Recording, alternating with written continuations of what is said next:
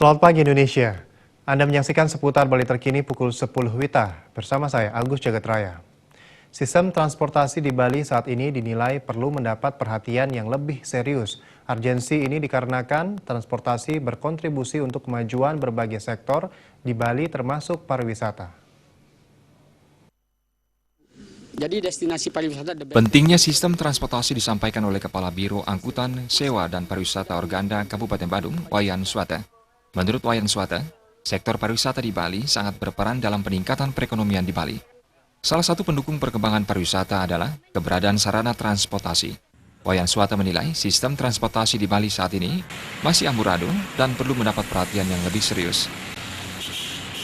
Ya, Bali itu hidup dari pariwisata, Bu.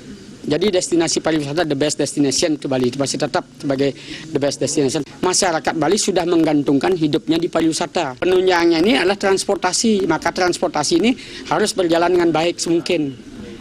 Tidak seperti semeraut begini transportasinya. Banyak kendaraan-kendaraan liar dan ilegal beroperasi tetapi tidak berani ditindak oleh aparat petugas. Pemangku kebijakan diimbau mengeluarkan kebijakan-kebijakan tentang sistem transportasi yang memang untuk kebaikan masyarakat, bukan justru sebaliknya memberatkan masyarakat. Gargita dan Gus Ngurah, Bali TV. Pemirsa, demikian seputar Bali terkini kali ini. Nantikan informasi menarik kami lainnya dalam seputar Bali terkini 1 jam mendatang. Salam Indonesia.